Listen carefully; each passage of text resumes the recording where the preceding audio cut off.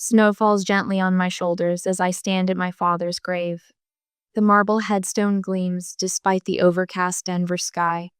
His name Richard Carter etched, with a permanence his life didn't have.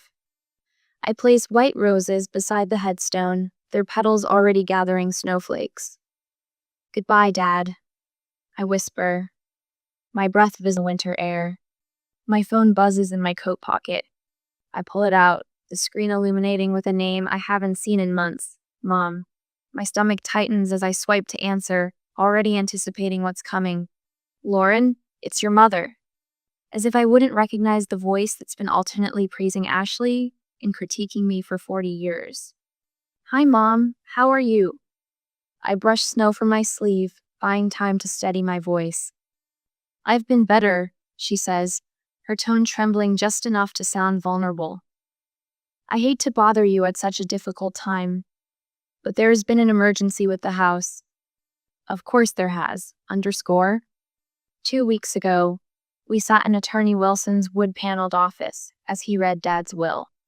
The moment still replays in my mind with crystal clarity: the shuffle of papers, the scent of lemon furniture polish, the weight of expectation. To my daughter, Lauren, I leave the sum of $600,000. Mother's face had darkened instantly, her gaze darting to Ashley, whose mouth formed a perfect O of outrage. The attorney continued explaining Dad's wishes that I manage the estate, but I barely heard him over the blood rushing in my ears. $600,000. More money than I'd ever imagined having at once. Ashley had stormed out, not even looking at me. Mother followed without saying goodbye, their departure leaving the air charged and empty simultaneously. Now, standing in the cemetery with snowflakes melting against my cheeks, I listen as Mother details the latest crisis. "The foundation is crumbling, Lauren. There's water damage in the kitchen, and the inspector says the floors could collapse any day now." Her voice rises and falls with practiced distress. "The roof is leaking in 3 places. It's simply not safe." I close my eyes, seeing instead the 10-year-old girl I once was, watching Dad pack his suitcases, while Mother sobbed dramatically in the bedroom. Weekend visits to his new apartment. His steady presence at every school event while Mother focused on Ashley, the baby of the family, who needed more attention.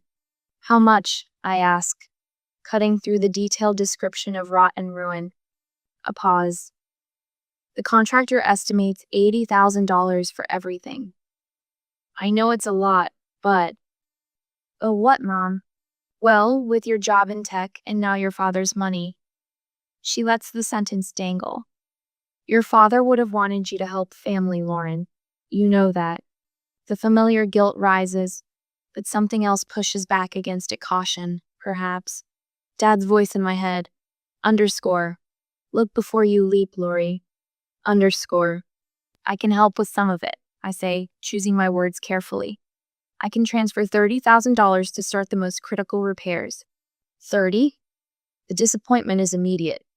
But the contractor needs. "I'll set up a separate account in Texas," I continue, my voice firmer than I feel. "We can assess the rest as the work progresses." The silence stretches between us, heavy with her unspoken accusations of stinginess, of not caring enough. "Fine," she says finally, the word clipped. "I suppose that will have to do for now." I hang up and stare at Dad's headstone, snowflakes now covering the roses completely. For 30 years, I've been the financial safety net, the responsible one, the checkbook that opens when family calls. Even now, with Dad gone, nothing has changed. Except me. Something shifts in my chest, not quite resolved, but it's seedling. I've spent 30 years trying to buy my mother's love. But some prices are too high, even for the daughter who always paid. As I turn to leave, a question surfaces that I've never allowed myself to fully consider. Have you ever felt that nagging doubt after helping family? The feeling that somehow you're still being taken advantage of? I should have trusted that instinct, because what I discovered next would change everything. Steam rises from my latte as I settle into the corner booth at Copper Mountain Coffee. Outside, downtown Denver bustles with lunch hour energy.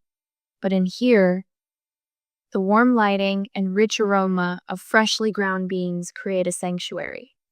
Lauren! Sarah's voice cuts through the ambient chatter. She waves from the entrance, her familiar smile instantly transporting me back to college days. I stand to embrace her, feeling the genuine warmth of her hug. God, how long has it been? 3 years?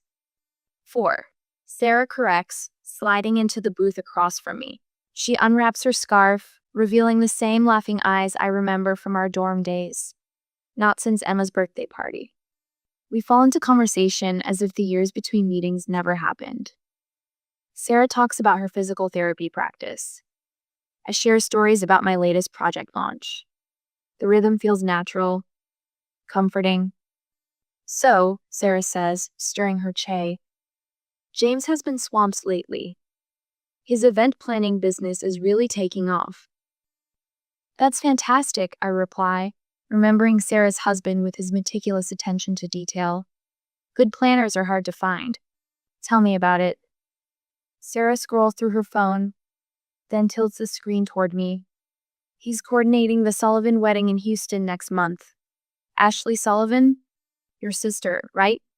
My coffee cup freezes midway to my lips. It's going to be quite the affair, Sarah continues, oblivious to my sudden stillness. James says they're spending close to $70,000 on just the basics. The venue alone, this gorgeous plantation house outside Houston, is costing a fortune. I set my cup down carefully. $70,000? At least. Sarah nods enthusiastically. Designer dress, custom cake, around $150 on the guest list. James said it's one of the most extravagant weddings he's coordinating this year.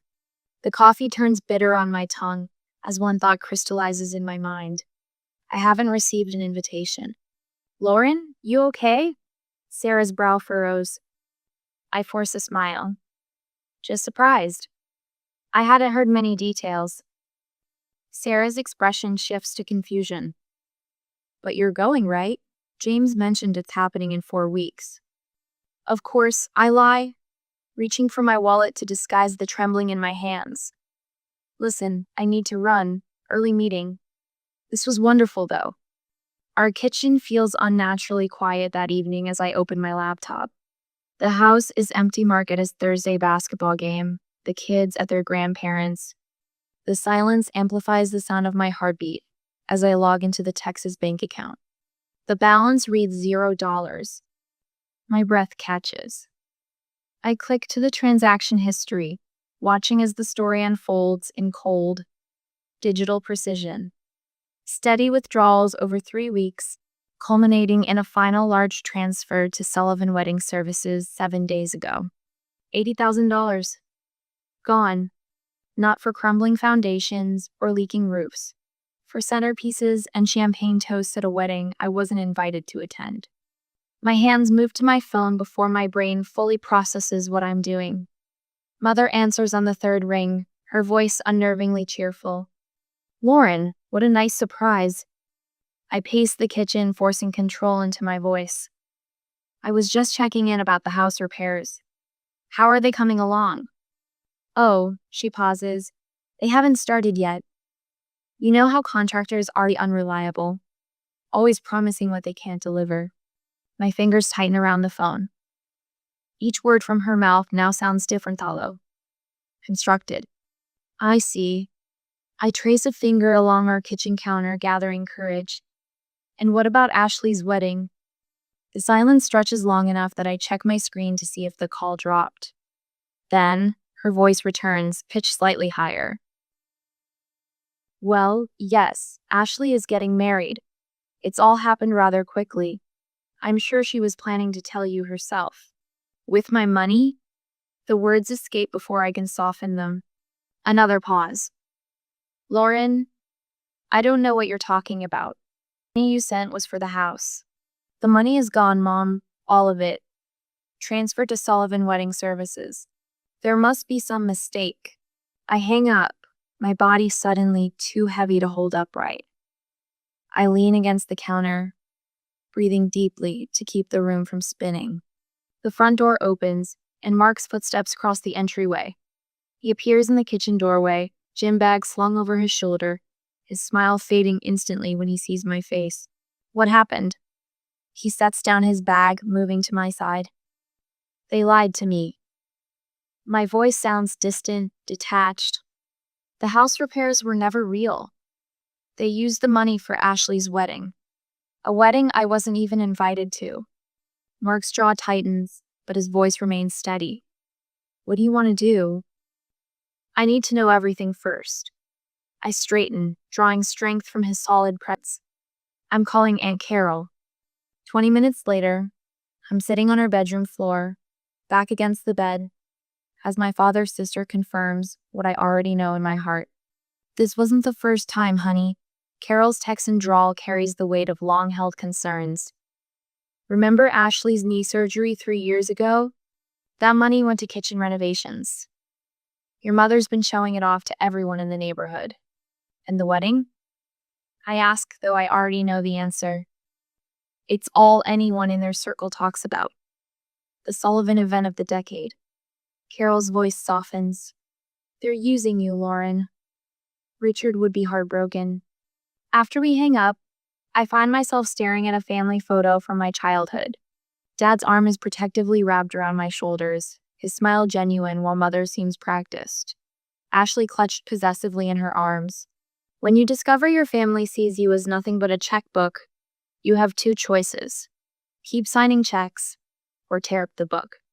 What would you do if your own mother and sister conspired to steal from you? Because what I did next would change our family forever.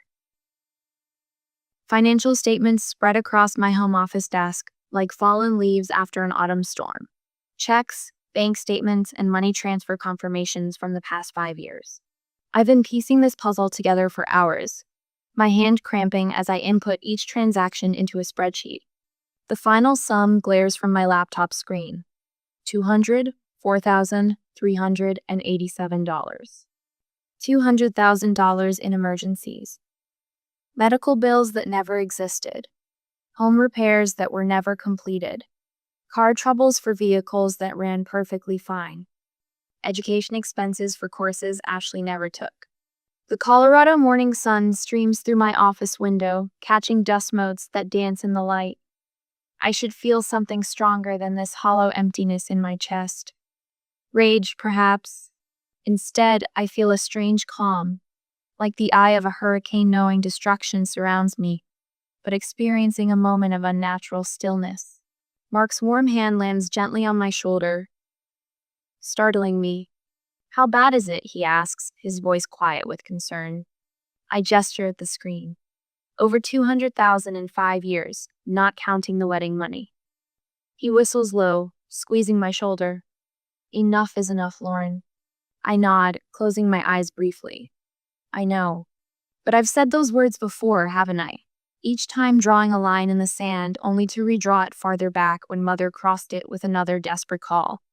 Another engineered crisis. I want them to hear me say it, I decide, standing up.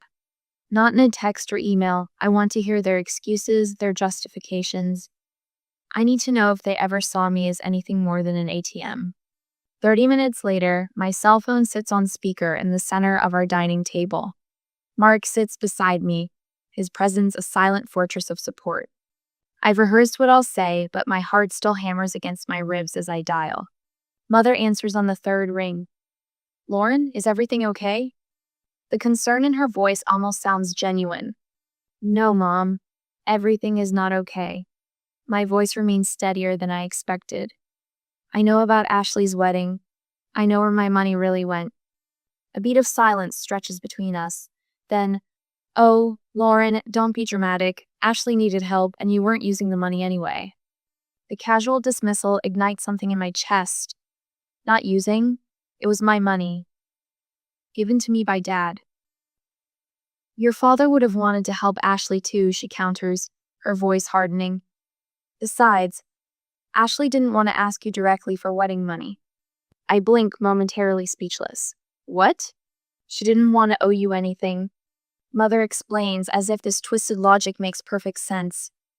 You're always so superior about these things, making people feel small when you help them. The accusation lands like a slap. Mark's hand finds mine under the table, squeezing gently. Put Ashley on the phone, I say, my voice unnaturally calm. I know she's with you. Rustling sounds filter through the speaker, followed by Ashley's voice, sharp and defensive from the start. What's your problem now, Lauren? Mom already told you. My problem is that you and Mom stole from me, I interrupt. You lied about house repairs to fund your wedding. A wedding I wasn't even invited to. Oh, please, Ashley scoffs. You got Dad's money. I deserve something too. The entitlement in her voice leaves me breathless. And you couldn't just ask me honestly? Like you would have said yes, she snaps. Miss Perfect with her perfect job and perfect husband. You'd have looked down your nose at me like you always do. I've given you money every time you've asked for 15 years. I say, memories flashing through my mind, her car down payment, her rent when she was between jobs, her emergency dental work. When have I ever said no? It's not about the money, Mother interjects. It's about how you make us feel when you give it, like we're charity cases. This is rich coming from you, I say, a bitter laugh escaping my lips. You've always treated me like an outsider. Dad was the only one who... There it is. Mother's voice rises. Richard always favored you, paid for your education, your first apartment. You've always had it easier. Easier? The word feels like broken glass in my mouth. I worked my way through college even with Dad's help. I built my career while sending you both money whenever you asked. How is that easier? You think you're so much better than us, Ashley hisses. With your big Denver house and your tech job, some of us weren't handed everything on a silver platter. The familiar accusation finally breaks something loose inside Meth's narrative. They've constructed where I'm somehow both the cash cow and the privileged villain. The pattern crystallizes with sudden clarity, the guilt trips, the emergencies always timed when things are going well for me, the resentment disguised as gratitude. I'm not sending any more money, I say, each word deliberate and clear. Ever. The silence that follows is brief but profound. Lauren, honey, you don't mean that. Mother's voice shifts instantly from defensive to pleading. We're family. Families help each other. You knew I'd help if you'd asked honestly. Instead, you lied and stole from me. Oh my God, you're going to destroy this family over money? Ashley's voice rises to a near shriek. After everything Mom has done for you? You already destroyed it when you decided to lie, I reply, surprised by how steady my voice remains. This isn't about money. It's about respect and trust. I end the call before they can respond. The dining room feels suddenly too quiet, the space emptied of everything but truth. Mark and I sit in silence for a long moment, my hand still in his. Are you okay? He finally asks. No, I admit, but I will be. Later that evening, we sit at the kitchen table with mugs of tea, discussing next steps. The Texas bank account needs to be closed permanently. Our phone numbers might need to change if the harassment escalates. There are practical matters to attend to. But beneath it all runs a current of grief I hadn't anticipated mourning the family I wished I had, rather than the one I actually got. I keep thinking I should feel more guilty, I confess, staring into my mug. Shouldn't I feel terrible about cutting off my own mother? Mark's eyes kind and clear meet mine. If you keep giving, they'll never stop taking. Sometimes the most loving thing you can do is set a boundary. I nod, standing to retrieve our wedding album from the bookshelf. We flip through pages showing our modest celebration of a small gathering at a mountain lodge, surrounded by friends who genuinely celebrated our happiness. No elaborate floral arrangements or designer gown, just authentic joy. When someone shows you who they really are, believe them the first time. I murmur, tracing the outline of my father in one of the photos, his proud smile as he walked me down the aisle. I finally believed what my mother and sister had been showing me for years. I closed the album gently, setting it aside. The pain remains, but alongside it grows something elsey quiet certainty that I've done the right thing. For perhaps the first time, I've honored my worth more than my guilt. Have you ever had to make the painful choice between keeping peace and keeping your dignity? Because my mother's next move would test mine to the breaking point. Mark's voice crackles through my cell phone, uncharacteristic tension straining his usually calm tone. Lauren, I may have messed up. I grip the phone tighter, the conference room suddenly feeling too small despite its wall of windows overlooking downtown Denver. What happened? Your mother called my office. The words land like stones. She was crying, Lauren. Said Ashley's wedding was falling apart because of financial issues. My stomach knots as I gather my presentation materials. What did you tell her? I tried to be vague, but when she started talking about what a disappointment you've been, his voice hardens. I snapped and said we knew everything about the house repairs, scam, and the wedding. I closed my eyes, imagining Mother's face shifting from tearful manipulation to calculated anger. It's okay. They would have figured it out soon enough. I hang up and step into the elevator. By the time I reach the parking garage, my phone is alive with notifications. 3 missed calls from Mother, 5 from Ashley. The voicemails stack up like accusations. I sit in my car and press play, Mother's voice filling the space. Lauren, how could you be so cruel after all we've done for you? Delete. This is your sister. Thanks for ruining the biggest day of my life. Delete. Mother again, voice modulating from outrage to a practiced vulnerability that once would have gutted me. Sweetheart, there's been a terrible misunderstanding. Please call me back. The wedding venue is demanding another $40,000, or they'll cancel everything.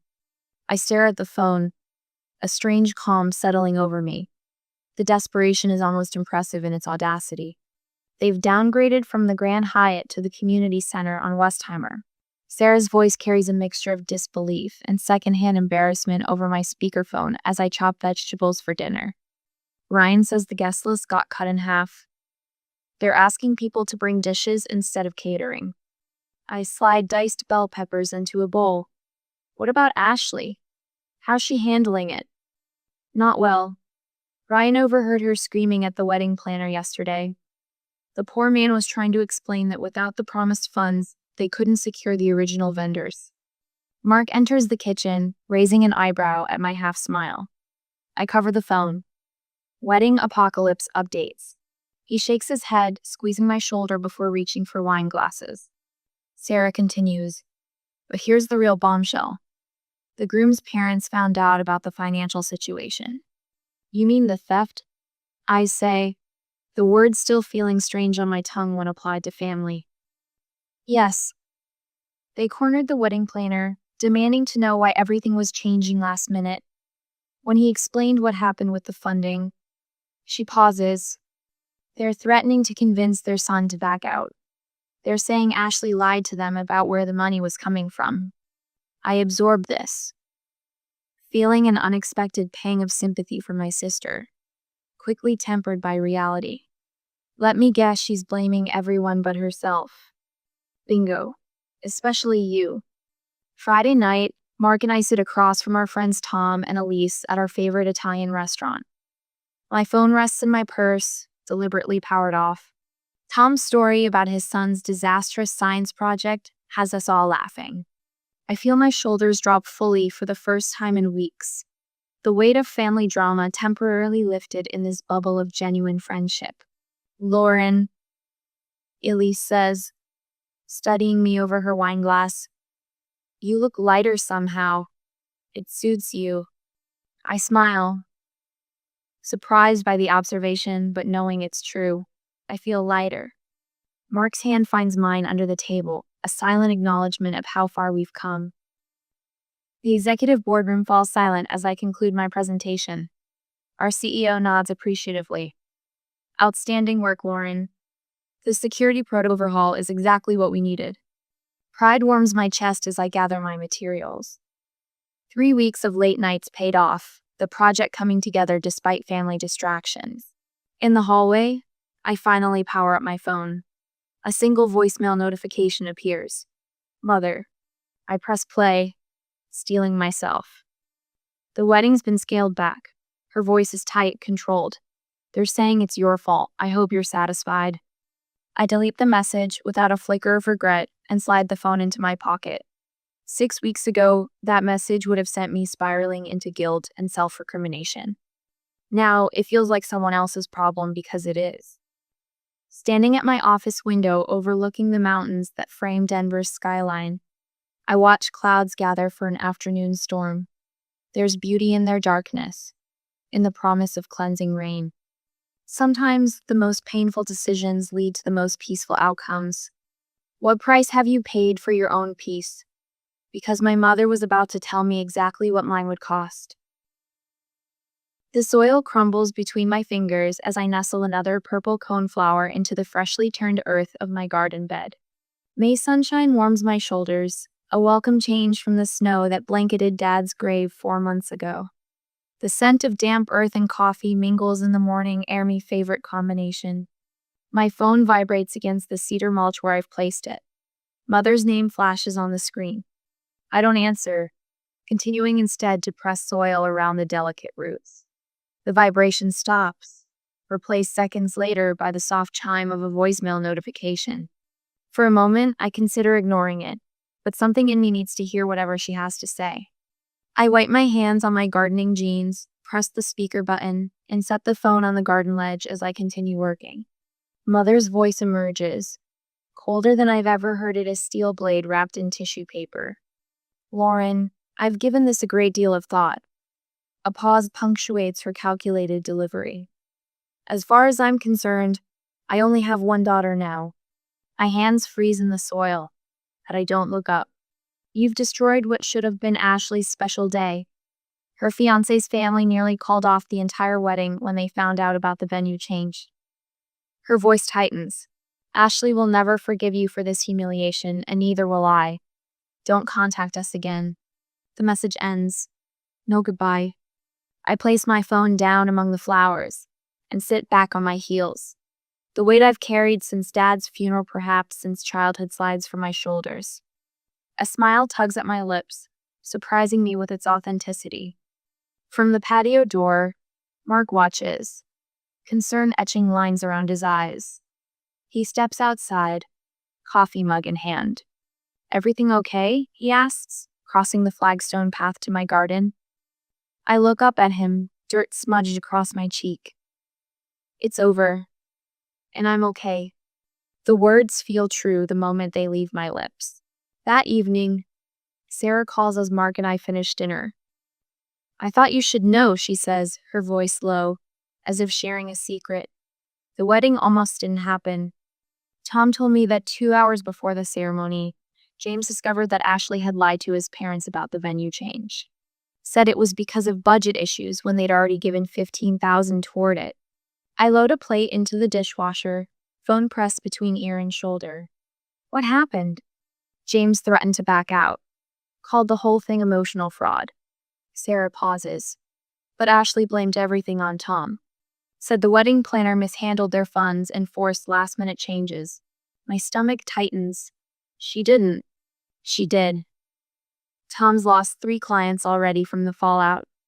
His reputation is on the line, and he had nothing to do with it. I set down the dish towel. I'll call him tomorrow. I have emails documenting exactly where that money went. After hanging up, I join Mark on the porch swing. Night has fallen, painting the sky in deep indigo. The creaking rhythm of the swing matches my heartbeat. Did I ever tell you about the summer Dad taught me to fish? I ask, my voice soft in the darkness. Mark's arm tightens around my shoulders. I don't think so. I was 12. He took me to this little lake outside Houston, just the 2 of us. I spent hours watching my line waiting. The memory washes over me, clear as yesterday. Finally, something tugged, and I yanked so hard I fell backward. Dad helped me up, laughing, but I'd lost the fish. Mark listens, his breathing steady beside me. When I started crying, he told me something I never forgot. He said, Sometimes, Lori, you have to know when to hold tight and when to let go. The trick is figuring out which one keeps you standing. Stars emerge overhead, pinpricks of clarity in the vast darkness. You didn't lose a family, Mark says, his voice gentle but firm. You freed yourself from people who never treated you like family. Tears slide down my cheeks, not of sadness, but release. Decades of striving for approval, of trying to earn love through checks and sacrifices, wash away with each drop. The next morning, I read a check at my desk. The amount equals exactly what Ashley's full wedding would have cost. $70,000. The recipient, Denver Children's Education Foundation. Mark's hand rests on my shoulder as I sign my name with steady strokes. This is what Dad would have wanted, I whisper, sealing the envelope. Later, I retrieve an old family photo from my desk drawer, the four of us at my high school graduation. Dad beaming, Mother's tight smile, Ashley scowling in the background, and me in the center, cap askew, caught between worlds. I study it one last time before placing it in the bottom drawer, closing it firmly. We don't get to choose the family we're born into, but we do get to choose the people we allow to remain in our lives. Have you ever had to walk away from toxic family for your own well-being? I never thought I could until I realized what staying was costing me not just financially, but in the currency of my own self-worth. The garden calls to me, new flowers waiting to be planted in soil that will actually help them grow. 6 months later, laughter flows as freely as the wine in our dining room. Mark squeezes my hand under the table while our friends debate the merits of hiking trails around Denver. The chandelier casts warm light across faces I actually trust, a revelation that still surprises me. You seem different, Lauren, says Diane, Mark's colleague, studying me across her wine glass. Happier somehow. I smile, feeling the truth of it in my shoulders, no longer braced for the next crisis call. I am. The conversation drifts to summer plans while I slip into the kitchen for dessert plates. Through the window, my garden stretches in neat, deliberate rose peas climbing trellises, tomatoes ripening in the Colorado sun. 6 months of freedom from manipulation has allowed other things to grow besides vegetables. The first red flag is when they won't tell you exactly what the money is for, I explain, standing before 20 people at the community center. The second is when they make it about your character, if you really loved me, or after all I've done for you. I click to the next slide in my financial literacy presentation. A woman in the front row nods, recognition flickering across her face. 3 months of volunteering here has shown me how common my story is, the sophisticated emotional blackmail that leaves bank accounts empty and hearts broken. You're not being stingy by asking questions, I continue. You're being responsible. Love doesn't require payment. Afterward, the woman approaches me with tears in her eyes. My son has been draining my retirement for years. I never knew how to stop it. I hand her my card. Now you do. When the email from Aunt Carol arrives, I'm at my desk reviewing quarterly projections. The subject line reads simply, Update. Ashley's marriage is already showing cracks. 3 months in, and they're in counseling. Your mother called last week, another emergency with the furnace. I told her my accountant handles all my finances now. Thought you should know. I closed the email without reply. No surge of satisfaction, no twist of guilt, just quiet acknowledgement. Their problems are no longer mine to solve. Emma's college fund is set up, Mark says. Laptop open at our kitchen table. And we've earmarked some of your dad's money for Jessie's education. I think of Mark's niece, brilliant and determined, her single mother struggling to make ends meet. It feels different when it's built on truth, doesn't it? I say. No manipulation, just genuine desire to help. He closes the laptop, considers me. You've changed. For the better, I hope. His smile tells me everything I need to know. Summer drapes Denver in golden light as I approach Dad's grave again. No snow now, just wildflowers nodding in the gentle breeze. I place fresh roses beside the headstone, the marble warm beneath my fingers. I did it, Dad, I say quietly. I found my voice. A chickadee lands on a nearby branch, tilts its head as if listening. We started a scholarship in your name engineering students who need a chance, just like you gave me. The words come easier now. My conversations with him were peace than grief. And I'm teaching Emma and Jacob about healthy boundaries. They'll never need to earn anyone's love. I touched the headstone one last time. Thank you for the real inheritance. That evening, I write in my journal, pen flowing across paper with certainty. Real family isn't defined by DNA but by respect. By people who see your boundaries as a sign of health, not rejection. By those who celebrate your joy instead of demanding your resources. I once thought losing my mother and sister would leave a hole nothing could fill. Instead, it created space for genuine connections to flourish. I close the journal, my finger tracing the final line I've written. Sometimes the greatest inheritance isn't money, but the courage to protect your own heart. What's the most valuable lesson you've learned about family relationships? Share your story in the comments below. And remember, sometimes the bravest thing you can do is walk away from people who treat you as an ATM instead of a person worthy of respect. If this story resonated with you, please hit subscribe and the notification bell. Next week, I'll be sharing another powerful story about finding strength through difficult family choices.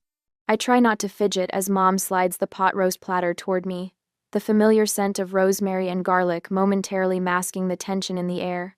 My simple charcoal pantsuit feels suddenly inadequate next to Camille's flowing maternity dress with its delicate floral pattern that perfectly highlights her 7-month baby bump. More potatoes, Adriana? Mom asks, already scooping a generous portion onto my plate before I can answer. Thanks, I mutter, catching Dad's approving nod from his throne at the head of the table. Camille's husband Ethan keeps his eyes fixed on his plate, methodically cutting his meat into perfect squares. He hasn't looked at me once since I arrived, which is strange even for him. Something's off tonight. So, Mom begins with a too casual tone that immediately sets off alarm bells. Renee from accounting mentioned your team landed the Westbrook account. I freeze mid-bite. How do you know Renee? Oh, she's in my garden club now. Such a lovely woman. Mom waves her hand dismissively. She mentioned you received quite a substantial bonus. $18,000. We're so proud of you, honey. The pot roast turns to sawdust in my mouth. I never told them about my bonus. Never. That information was private, my small victory after 3 years of 60-hour work weeks, of missed vacations and skipped lunch breaks. I start, but Dad cuts me off. Perfect timing, he announces, setting down his fork with a clink that silences the table. Adriana will be sponsoring Camille's baby shower. My fork freezes halfway to my mouth. Time seems to stop as the words hang in the air between us. I look from Dad's expectant face to Mom's pleased smile to Camille's expression's smug satisfaction, barely concealed beneath a veneer of grateful surprise. What? The word comes out as a whisper. It's so generous of you, Camille gushes, placing a hand on her rounded belly. We've been so worried about giving this baby the welcome she deserves. I stare at my sister, my mind flashing back to a summer day 20 years ago. 8-year-old me, nose pressed against the window glass, watching as a dozen little girls in party dresses twirled through our backyard. Streamers hung from every tree. A professional clown made balloon animals, while a photographer captured every moment of Camille's 10th birthday extravaganza. 2 months later, on my birthday, Mom had ordered a small pepperoni pizza. Finish your homework before we eat, Dad had insisted, barely looking up from his newspaper. No party. No friends. Just a single candle stuck in a slice of pizza and a pair of sensible shoes as my gift. We need to save, they'd explained when I asked why Camille got dance lessons while I stayed home. Why Camille got braces while I learned to smile with my lips closed. Why Camille got a car for graduation while I took the bus to my part-time job, saving every penny for the future they said I'd need to build for myself. The Rosewood Ballroom has the most beautiful package. Dad continues, misinterpreting my silence as agreement. $10,000 covers everything, catering, decorations, photographer. All the trimmings. All the trimmings. My fingers tighten around my fork. $10,000. Nearly 2/3 of my bonus, vanishing before I've even decided what to do with it. The money that represents hundreds of late nights, thousands of missed moments. Look at these photos, Camille says, sliding her phone across the table. Isn't it beautiful? We've already picked out the color scheme.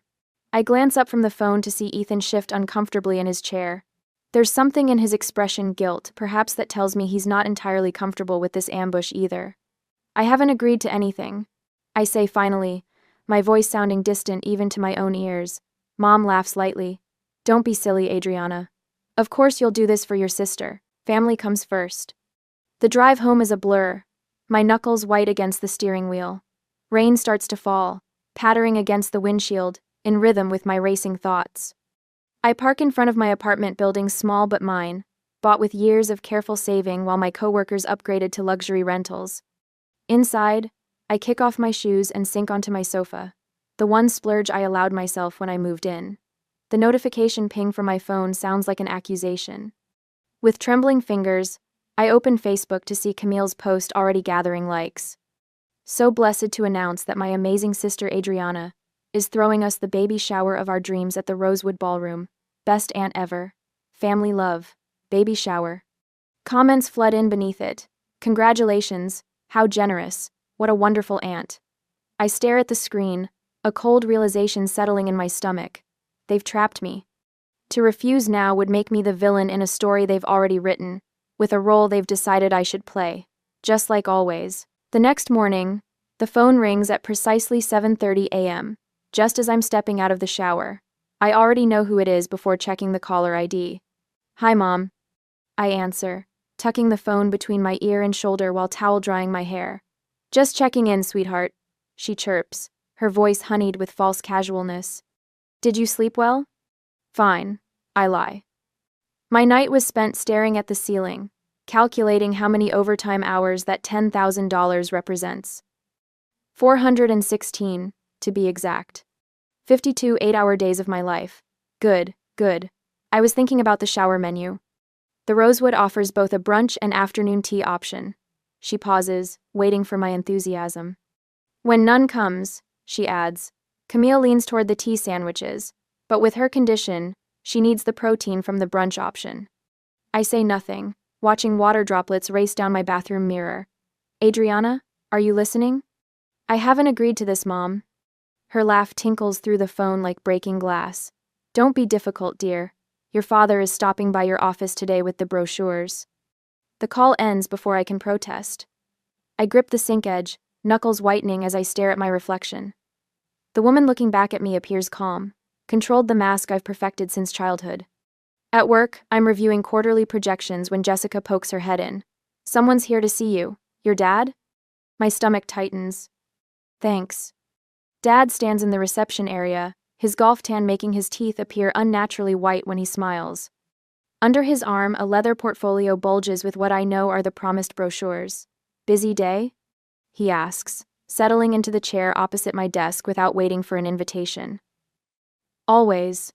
He slides the portfolio across my desk like he's closing a business deal. Martha and I took the liberty of narrowing down the options. Inside are glossy photos of the Rosewood Ballroom, draped in various pastels, elaborate centerpieces, and custom-printed napkins. Paper-clipped to the last page is an itemized invoice for $10,000 with my name already filled in as the responsible party. You've already done the consultation, I say, the statement flat. Naturally, the venue books quickly. These packages move fast. He taps the invoice with his manicured finger. The deposit deadline is the 15th of October. That's 3 weeks away. Correct. He stands, straightening his golf shirt. Camille is very excited. She's calling it her daughter's first party. After he leaves, Jessica finds me staring blankly at my computer screen. Everything okay? She asks, placing a coffee on my desk. My family expects me to spend $10,000 on my sister's baby shower. Jessica's eyebrows shoot up. The same sister who posted that ridiculously tone-deaf engagement photo shoot on a yacht last year? I nod, remembering how Camille had captioned those photos. Dreams come true when you're loved the most. The unspoken comparison had stung then. It stings now. That's insane, Jessica says. Tell them no. I wish it were that simple. They've already announced it online, made appointments, selected a venue. Jessica perches on the edge of my desk. So? That's their problem, not yours. Her words hang in the air between us, a foreign concept I can barely grasp. That evening, I find an envelope in my mailbox. Inside is a handwritten note from Camille, accompanied by a sonogram picture. Baby girl already loves her Auntie Adriana. We're so blessed you're giving her the welcome she deserves. The Rosewood needs your credit card information for the deposit. Mom said you wouldn't mind if we used the one they have on file from Dad's birthday dinner. Love you. My phone pings with a text from my cousin. So excited for Camille's shower. My flight lands at 2 p.m. that Saturday. Can you pick me up or should I Uber to the venue? The walls close in as I realize how thoroughly they've trapped me. Another ping, a private message from Ethan. I'm sorry about all this, Adriana. I tried to suggest something smaller, but you know how Camille gets. Please help us this once, for family harmony. I promise to make it up to you. The next morning, a knock at my door reveals Mom holding a small white bakery box tied with pink ribbon. I brought breakfast, she announces, breezing past me into my apartment. She places the box on my coffee table and opens it with a flourish, revealing a single slice of 3-layer chocolate cake. From Belvoir's, she says, naming the upscale bakery that catered all of Camille's childhood celebrations. I ordered the full cake for the shower tasting, but thought you might like a sample. She hands me a plastic fork. The cake looks exactly like the one from Camille's 10th birthday, the party I watched through the window. For adults, a small slice is enough. Mom says, watching me take a tentative bite. Children deserve the big cake, don't you think? The chocolate turns to ash in my mouth as memories surface, Camille blowing out candles on entire cakes while I received my dutiful slice. Camille unwrapping mountains of gifts while I received my practical one. Camille's dreams nurtured while mine were deemed impractical. It's delicious, I lie. After she leaves, I sink onto my sofa, the remainder of the cake slice sitting untouched on my coffee table. Tears slip down my cheeks as I realize I'm still that little girl with her nose pressed against the glass, watching someone else's celebration from the outside. My phone rings, my therapist returning my urgent call from this morning before my mother came. Tell me what's happening, Adriana, Dr. Levine says. The words pour out the dinner ambush, the invoice, the credit card, the social media announcements. As I speak, the scattered pieces of my life form a pattern I've never fully acknowledged. They've always done this, I whisper, the realization both devastating and oddly freeing. They've always expected me to give while Camille takes. And what do you want to do about it? Dr. Levine asks. I glance at the calendar where the 15th of October looms the deposit deadline. The date when I'll either surrender my hard-earned bonus or finally stand my ground. I don't know yet, I admit, but for the first time, I allow myself to imagine saying no. That night, as hourly texts from Camille light up my phone with shower color schemes and guest list additions, I lie awake reviewing my life of acquiescence. Each time I gave in. Each yes, that should have been no. Each sacrifice that went unnoticed, while Camille's smallest efforts were celebrated. As dawn breaks, I realize this isn't just about money. It's about my worth. And for once, I need to value myself first. Camille's latest Instagram post appears on my phone screen at 6:12 a.m., jolting me awake better than any alarm.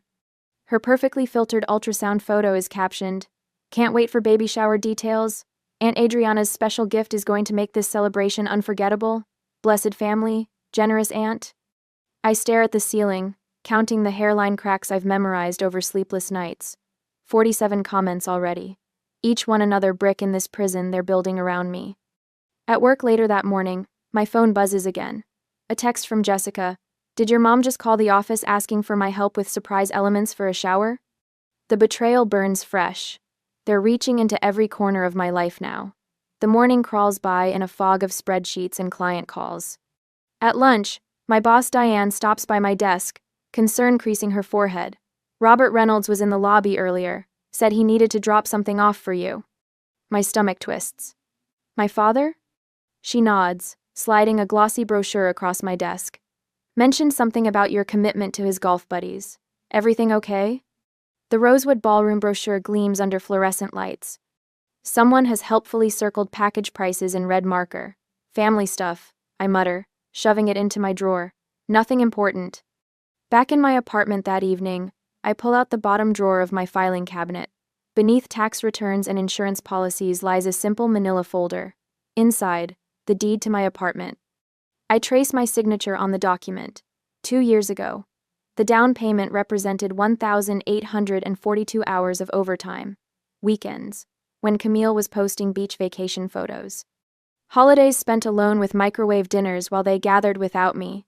Too small, Mom had said when she first visited. Why not rent something nicer in the meantime? Such a waste to buy before you're settled with a family, Dad had added, not bothering to hide his disappointment. I pull out my work calculator. $10,000. Exactly how many hours of my life? How many skipped lunches and postponed doctor appointments? My fingers find the small photo tucked into the folder's pocket. Me on my 25th birthday, standing alone in my kitchen. A whole chocolate cake with thick frosting sits before me, the first entire cake I'd ever bought just for myself. No slices, no sharing. Mine. Mom had called that night. At your age, I was raising a family, not playing house alone. I'd cut a sliver of cake after hanging up. Old habits. The next morning, Diane calls me into her office. I expect questions about the Westbrook account, but instead, she gestures to the chair across from her. My sister tried the same thing when I got my first bonus, she says without preamble. Suddenly needed help with my niece's college fund. My face burns. I don't. Family thinks your money belongs to them because they made you. She leans forward. But you made yourself, Adriana. That bonus? You earned every penny through work they never saw or valued. Her words follow me through the day, echoing as I push open the door to Magnolia Cafe, where Mom and Camille ambush me the next afternoon. They've already claimed a corner table, fabric swatches, and ribbon samples spread across the surface. We've narrowed it down to sage green with gold accents, Camille announces as I slide into the chair across from them. The calligrapher needs final guest count by Friday. Mom pushes a sample invitation toward me, my name prominently displayed as host, a price list clipped to the back. I stare at the delicate paper, feeling the walls closing in. The web they've spun so carefully around me, each thread another expectation, another assumption. Did you ever consider what I might want to do with my bonus? The question slips out quietly. They both freeze. Mom recovers first with a practiced laugh. Don't be silly, honey. What would you need it for? You don't have children to support. The simple truth of it hangs in the air between us. I don't matter as much because I haven't produced the next generation.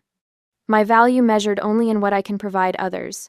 I'm going to use the bathroom, I say, standing abruptly. Instead, I walk straight out the cafe door, ignoring their calls behind me. For the first time in my life, I leave them mid-sentence. Back at my apartment, Jessica helps me draft responses to the barrage of texts from relatives. Keep it simple, she advises. No, Jade, justify, argue, defend, explain. Just, I won't be hosting the shower on repeat. My therapist, Dr. Kelly, role-plays the confrontation scenarios that terrify me most. What's the worst that could happen if they're angry? She asks. They'll cut me off, I whisper. And what would that actually mean in practice? I blink, realizing I've never examined this fear. They rarely call except to ask for something. Holidays are obligations filled with criticism. When was the last time any of them asked about my life? Saturday evening, a knock at my door reveals Camille, eyes puffy from what I suspect are strategic tears. But she's not alone. My neighbor Tom stands casually in the hallway, watering the shared plants. Everything okay, Adriana? He calls, not even trying to hide his protective stance. Just a family visit, I say, letting Camille in but leaving the door wide open. Her ambush turns into an awkward 15 minutes of small talk before she leaves. Mission unaccomplished. Sunday morning, I walk into Sweet Dreams Bakery with a photo on my phone. The same ornate Princess Castle cake from Camille's 10th birthday party, down to the delicate sugar flowers and miniature drawbridge. Can you recreate this? I ask the baker. But just for one person. That evening, I sit at my kitchen table. The cake, an exact replica of Camille's childhood masterpiece, gleams under my apartment lights. I slice a generous piece, the knife gliding through layers of vanilla and raspberry filling. The first bite dissolves on my tongue. I close my eyes, savoring the sweetness without guilt or obligation. I take a photo of the cake with my slice prominently displayed. For a moment, my finger hovers over the share button. Then I save it to my private album instead. This moment belongs to me alone. My phone pings with another message from Mom. I turn it face down without reading it. The truth settles around me, substantial as the walls of my small apartment, sturdy as the deed in my filing cabinet. I've spent a lifetime accepting crumbs from their table, believing I deserved nothing more. But I built this fortress myself, brick by brick, and within these walls I make the rules.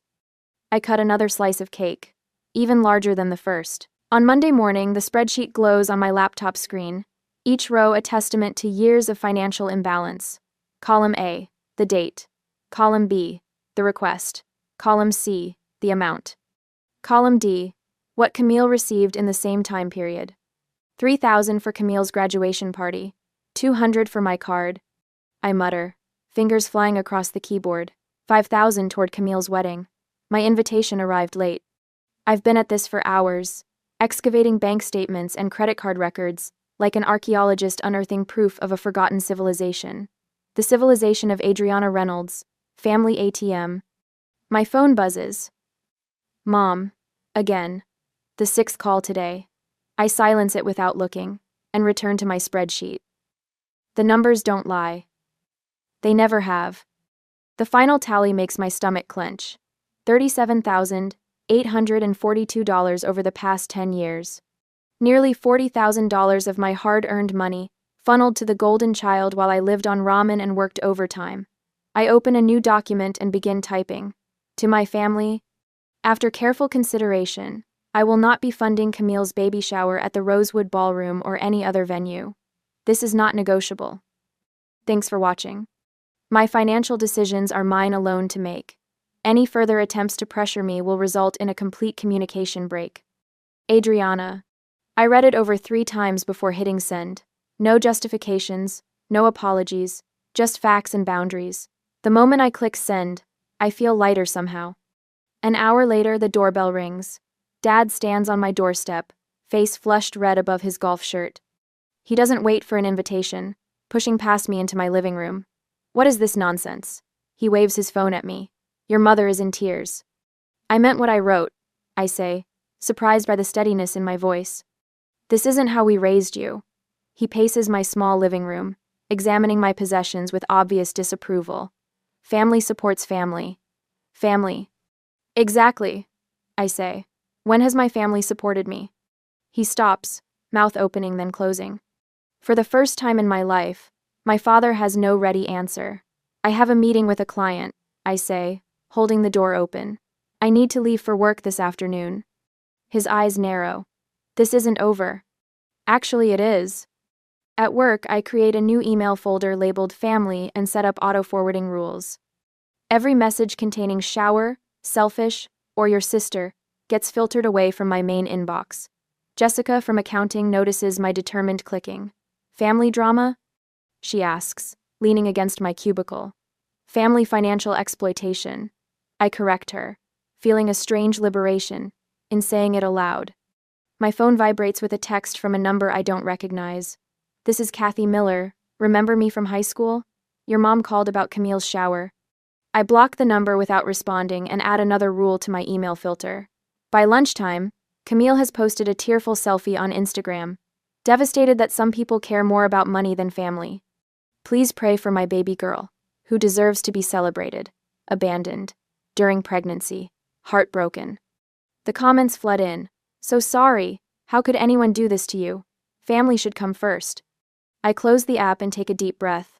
My rehearsed responses play through my mind like a well-practiced script. I've anticipated every guilt trip, prepared for every manipulation tactic. My phone buzzes again. Ethan, the credit card is maxed out. We can't make rent this month. Please, Adriana. Just this once. I stare at his message, a cold realization washing over me. This isn't just about a baby shower. They're drowning financially, and I'm their only life raft. I'm sorry for your situation, I reply. I can recommend a financial counselor. NNO. 3 dots appear, disappear, appear again. Finally, Robert and Martha are coming to the Wild Sage Cafe tonight. They know you'll be there. Please don't make a scene. I almost laugh. They're worried about ME making a scene? The Wild Sage is my ritual, my weekly indulgence.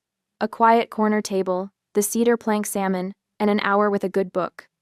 I consider canceling, eating microwave ramen at home instead. No, I refuse to hide. They're waiting when I arrive after work. Mom, Dad, and Camille huddled at a four-top near the windows. Camille's eyes are rimmed red, one hand resting protectively on her rounded belly. Mom waves frantically when she spots me. Adriana! Over here, honey. Several diners turn to watch as I walk deliberately to my usual corner table and sit down. They exchange glances before migrating to my table like a small, determined army. Mom slides into the chair across from me. Dad stands at the table's edge, blocking my exit. Camille hovers at his side, sniffling dramatically. You've always been jealous of me, she says, voice pitched to Carrie. Even now, you can't stand that I'm starting a family while you're alone. An older couple at the next table looks over, clearly listening. This isn't about jealousy, I say, keeping my voice level. This is about $10,000. It's just money, Mom hisses. Family is forever. I'm not paying $10,000 for a party I didn't plan, I say, the words coming out clearer and stronger than I expected. Not now, not ever. Dad leans forward, voice dropping to a threatening rumble. You ungrateful little.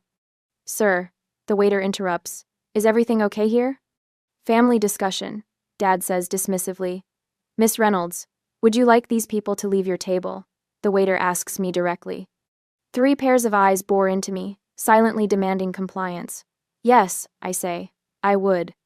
Heads turn throughout the restaurant as my family gathers their things. Camille's theatrical sobbing echoes as they make their exit. I expect to feel guilt or shame. Instead, I feel lighter than I have in years. Your usual? The waiter asks. Yes, please.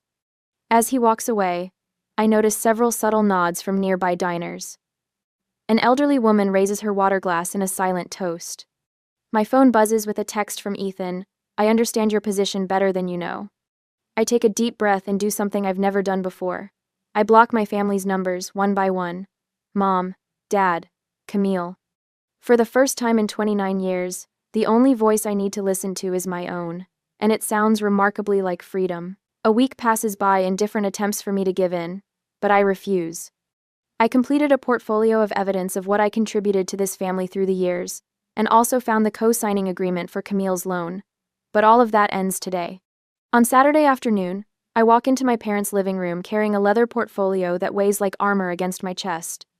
The text message about Camille's emergency hospitalization due to stress brought me here despite my better judgment. But as I take in the scene, Camille lounging on the sofa, scrolling through her phone, looking remarkably healthy for someone supposedly in medical distress, the last thread of my guilt snaps clean. Where have you been? Mom rushes toward me, her voice pitched with practiced concern. We've been worried sick. Dad stands by the fireplace, arms crossed, his silver hair catching the afternoon light. Sit down, Adriana. We need to talk about what's happening with this family. I remain standing. Yes, we do. Ethan shifts uncomfortably in the armchair, eyes darting between me and Camille. The room smells of Mom's cinnamon potpourri, the scent she brings out when trying to create an atmosphere of holiday warmth, regardless of season. A manipulation tactic I recognize from childhood. Camille has been under tremendous stress.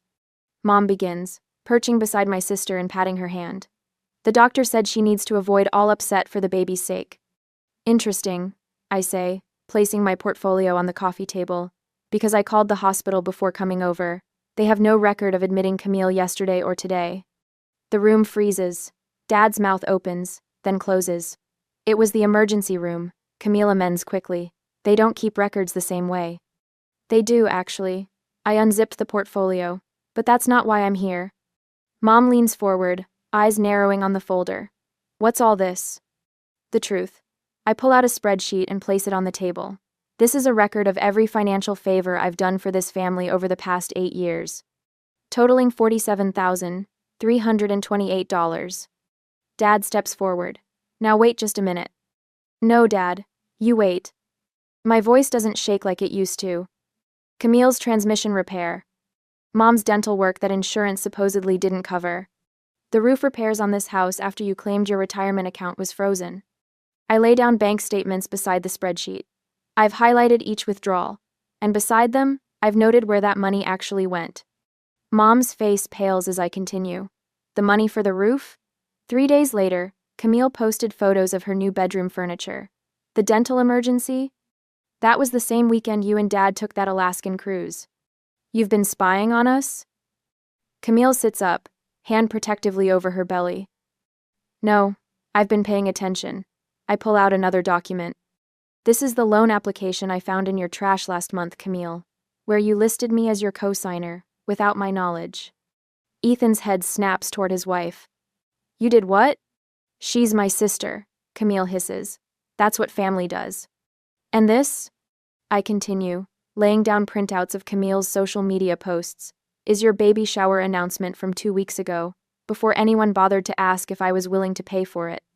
I look directly at my father, whose authority seems to be shrinking with each document I present. You've been using me as your emergency fund for years, taking from me while giving everything to Camille. That's ridiculous, Mom snaps, rising from the sofa. We've always treated you girls equally. The laugh that escapes me holds decades of hurt. Really? These are from my 8th birthday. I slide across childhood photos, Camille surrounded by friends and presents at her elaborate parties, contrasted with images of me alone at the kitchen table with a single candle and a cupcake. That was different, Dad says, his voice losing its edge. We were struggling financially then. Then explain this. Another document lands on the growing pile. My college fund that mysteriously became Camille's wedding fund. The inheritance from Grandma that went entirely to Camille's down payment while I got a coffee maker. You ungrateful little, Mom begins, but Ethan interrupts. Martha, stop. His voice is quiet but firm. She's right. The silence that follows feels like thunder. I've built my life without your help, I continue, my voice steady, despite the trembling in my chest. I've worked 60-hour weeks while Camille calls in family emergencies every time she overspends. I've sacrificed vacations and relationships because I was taught my needs always come last. Dad sinks into his chair, the patriarchal posture collapsing. Not anymore. I stand taller, feeling decades of invisible weight lifting from my shoulders. I'm not your emergency fund. I'm not your second-choice daughter. How dare you speak to us this way? Mom's voice rises sharply. After everything we've done for you? What exactly have you done for me, Mom? Name one thing that didn't ultimately benefit Camille. Her mouth opens, closes, opens again, but nothing comes out. And that's what I thought. I closed my portfolio. Here are my terms for any future relationship. Respect, equality, and family therapy. No more financial requests. No more manipulation. No more lies. Or what?